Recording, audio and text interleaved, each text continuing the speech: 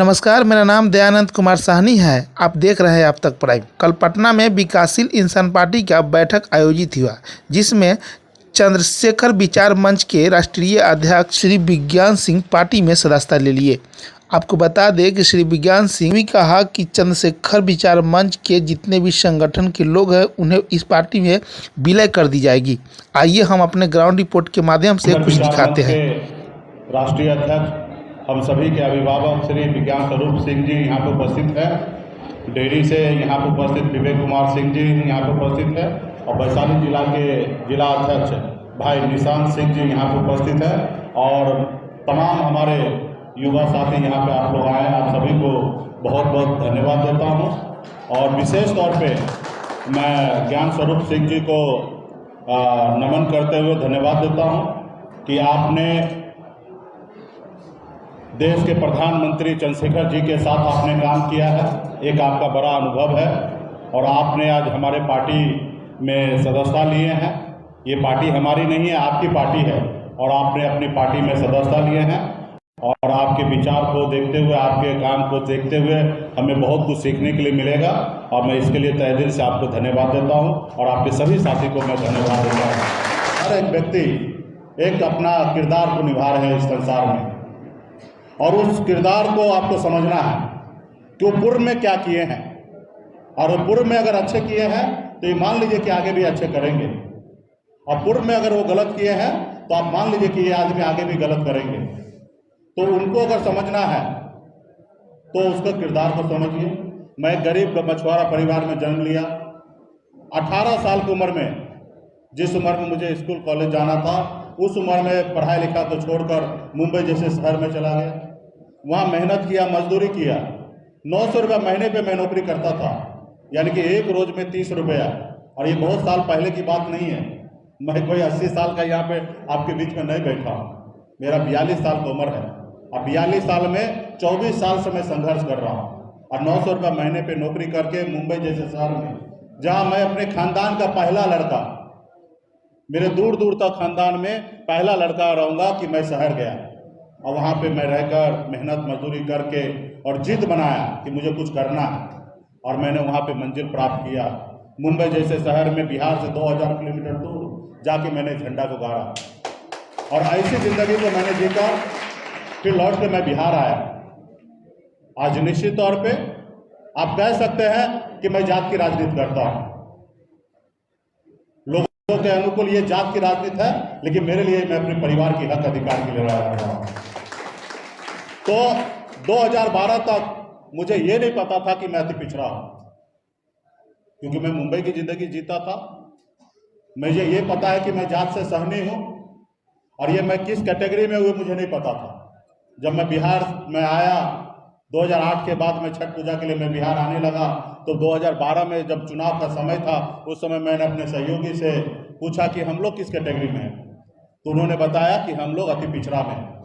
तो मुझे ये सब चीज़ से दूर रहकर हर जाति धर्म के साथ, सम्मान के साथ मुंबई जैसे शहर में मैंने बिजनेस कारोबार को किया।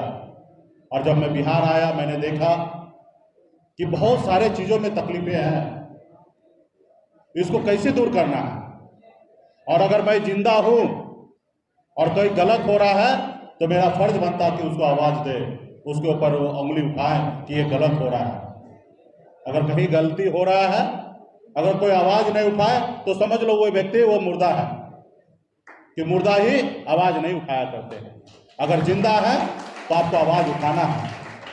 बाबा साहब अम्बेडकर ने कहा, अगर आप खाने के लिए जिंदा हो तो आपको मर जाना चाहिए। सिर्फ खाने के लिए जिंदा नहीं रहना है, कुछ करने के लिए जिंदा रहना है। तो इसलिए हम लोगों ने बिहार लौट के आया। मैंने देखा जो महाराष्ट्र, जहां पानी का ठिकाना नहीं है, पहाड़ पहाड़, जहां हमारे पूर्वज पुरखे दुनिया को सिखाते थे, उस समय में महाराष्ट्र जैसे शहर में लोगों के रहने के लिए, बेहतर जिंदगी जीने के लिए व्यवस्था नहीं था। लेकिन आज वहाँ के लड़के लोग, युवा लोग कितने शान से जिंदगी जीते हैं।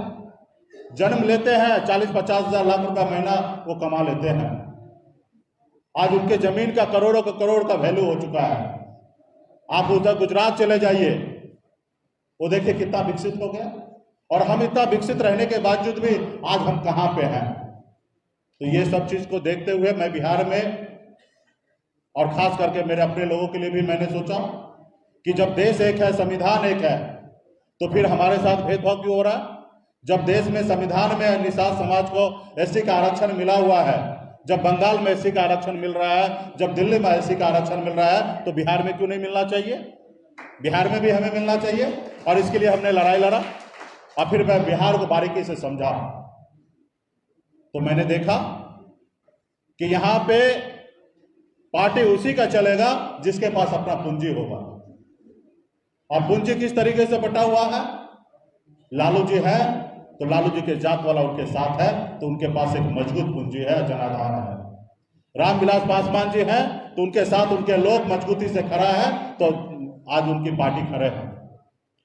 तो उसी तरीके से हमने कहा कि हमारी पूंजी कौन है, हमें एक दिन में कौन मान लेगा नेता, क्यों मानेगा, कोई नहीं मानेगा। पहले आपको नेता आपके घर वाले मानेंगे, आपके अपने लोग आपको हीरो मानेंगे, तब दुनिया आपको हीरो मानेंगे। अगर आपके घर के लोग आपको हीरो नहीं मानेंगे तो दुनिया आपको हीरो नहीं मानेंगे।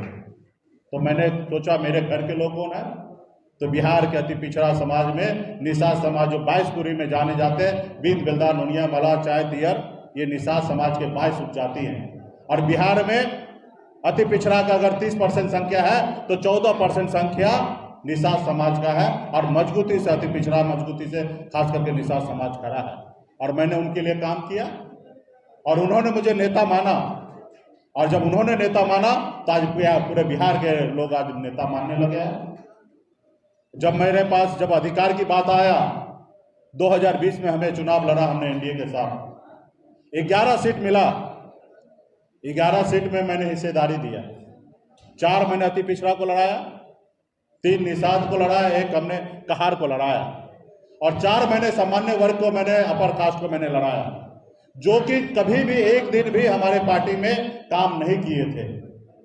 उसके बावजूद भी हमने उनका हिस्सा सुरक्षित रखा। 2 राजपूत को हमने टिकट दिया, हमने एक भूमियार को हमने टिकट दिया और एक हमने ब्राह्मण को टिकट दिया, यानी कि 4 टिकट हमने वहां पे दिया। 2 हमने पिछड़ा वर्ग में हमने टिकट दिया, एक बनिया को हमने टिकट दिया और एक यादव जी को हमने टिकट दिया और एक हमने एससी वर्ग में हमने टिकट दिया, हमने बोछा में हमने एक एससी समाज से हमने उनको टिकट दिया। यानी कि 11 टिकट में हमने हर किसी को हिस्सा दिया। भले हमारे पार्टी में एक दिन काम किए या ना किए हो, हमने उनको दिया। और आज मैं चाहता हूं कि लोग आज हमारे साथ कंधे से कंधे मिलाकर काम करें। मुझे डर होता है क्योंकि नए लोगों को लाओ, उनको जगह बना दो, तो फिर वो उसी तरीके से जैसे पार्टी तोड़ के चले गए, कुछ पैसे में बिक गए तो आगे भी बिक जाएंगे। तो हमने अभी पॉलिसी बदला है। ये पार्टी आपका है, ये पार्टी किसी एक व्यक्ति का नहीं है, ये पार्टी एक विचार होता है और पार्टी सबका होता है। अगर मैं चाहूं भी तो आपको इस पार्टी में आने से मैं नहीं रोक सकता हूं। आप स्वतंत्र, आप इस पार्टी का सदस्यता ऑनलाइन भी ले सकते हैं और इस पार्टी का मेंबर आप बन सकते हैं। ये पार्टी कोई एक जात का नहीं है। हाँ, नेतृत्व एक जात का हो सकता है, एक व्यक्ति हो सकता है, आप उसको जिस जात से जोड़ ले। ये बात सही है कि मैं निषाद समाज से आता हूं और आज भी खून पसीना इस पार्टी को यहां तक ऊंचाई तक पहुंचाने में, बनाने में निषाद समाज का स्पेशल योगदान रहा है। निश्चित तौर पे आज हमारे पास बहुत सारे हर जाति धर्म के लोग पार्टी में जुड़े हैं और सभी को हम लोग सम्मान दे रहे हैं। और आने वाले समय में भी मजबूती से मैं चाहूंगा कि विज्ञान स्वरूप जी के नेतृत्व में ये पार्टी को मजबूती से आगे बढ़े और हर जाति धर्म को आप बेफिक्र होकर आप मजबूती से इस पार्टी में जगह दें। और आने वाले समय में जो लोग काम करेंगे उनको मजदूरी मिलना चाहिए। किसी का मजदूरी को हक मारने के लिए नहीं आए और बिहार को बेहतर बनाने के लिए आए हैं। आज बिहार में लोग घूम रहे हैं, बड़े बड़े वादा कर रहे हैं कि हम बिहार को ये करेंगे वो करेंगे। आप उनका इतिहास को देखिए। आज प्रशांत किशोर जी आए हैं बिहार में कि हम ये करेंगे वो करेंगे, जितना झूठ बोलना है वो बोल रहे हैं। अरे भैया, पहले पैसा कहाँ से आएगा वो पहले बताइए बिहार को। पैसा आएगा तब ना आप अपने घर में आज चिकन मटन रसगुल्ला मंगाइएगा। अब जब पैसे नहीं रहेगा तब रसगुल्ला कहाँ से मंगाइएगा। तो पैसा कहाँ से आएगा वो पहले व्यवस्था कीजिए। गरीब जैसे राज्य में पैसा कैसे लाया जाएगा? क्या किसी को जेब से छीन लीजिएगा पैसा? जमीन के रेवेन्यू बढ़ा दीजिएगा ताकि गरीब आदमी परेशान हो जाए? नहीं, ये भी आपको पॉलिसी बनाना है कि पैसा हम पहले कैसे जनरेट करेंगे। और आपका इतिहास क्या है? कोई भी पार्टी सैलरी वाले वर्कर से नहीं चलता है, और जब सैलरी वाला वर्कर से अगर कोई पार्टी चले तो ये मान लीजिए कि वो पार्टी में दम नहीं है। और प्रशांत किशोर जी 2014 से हर बहुत सारे पार्टी को उन्होंने सेवा दिया। जैसे आज हम लोग खाना बनाना कैटरिंग वाले को ऑर्डर देते हैं, भाई हमको खाना खिलाओ, पर प्लेट 200 रुपया देंगे, और जो हमको 200 रुपया में खाना खिलाते हैं। अब मान लीजिए खाना बनाने के टाइम में एक कॉकरोच अगर खाने में दाल में गिर जाए तो खाना वाला मालिक क्या करेगा? दाल में से कॉकरोच को निकाल देगा और आपको खिला देगा, क्योंकि उसको खाना तो है नहीं, क्योंकि उसको प्रॉफिट चाहिए।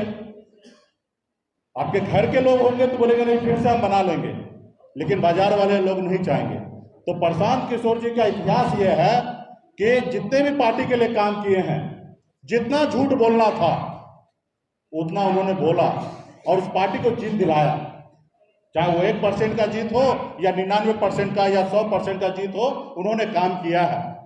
और फिर उन्होंने देखा कि जब मैं दूसरे पार्टी के लिए झूठ बोलकर जिता सकता हूं तो हम अपने लिए क्यों नहीं कर सकते हैं। तो आज वो घूम रहे कि अपने लिए झूठ बोल रहे हैं, और जितना हो सकता उतना झूठ बोल रहे हैं कि 6 महीना में हम पूरे बिहार से बाहर जितना भी युवा लोग बाहर में काम कर रहा है उसको हम बिहार बुला लेंगे। भाई क्यों बिहार बुला लीजिएगा? आप बिहार में व्यवस्था कीजिएगा, उनको आना होगा, जरूर आएगा। और यहाँ पे मान लीजिए कि अगर 25-50 लाख की संख्या में 50 लाख की संख्या में बाहर काम कर रहा है, रोजगार कर रहा है, अच्छा काम कर रहा है, अच्छा जिंदगी जी रहा है, लेकिन बिहार में 12.5 करोड़ है, उसके लिए क्या? भाई 13 करोड़ की आबादी है, 50 लाख अगर बाहर है तो 12.5 करोड़ तो बिहार में भी है। अब बिहार वाले के लिए पहले क्या कीजिएगा? तो इस तरीके से झूठ बोल रहे हैं। तो इसलिए साथियों, आपको ये हुई नहीं, निश्चित तौर पे कोई क्रांति करने के लिए आगे आए, और एज ए बिहारी होने के नाते आपका धर्म और कर्म बनता कि उनको सपोर्ट करें। चाहे वो मुकेश सहनी हो या प्रशांत किशोर जी हो या तेजस्वी प्रसाद यादव जी हो या चिराग पासवान जी हो, सिर्फ बोलने से नहीं होगा।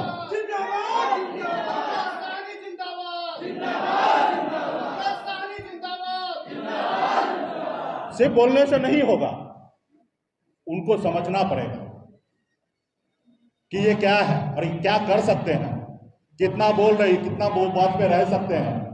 तो इसलिए साथियों, क्योंकि आपका फर्ज बनता है कि हमारा बिहार आगे बढ़े, क्योंकि 80% की संख्या में आप युवा यहाँ पे हैं।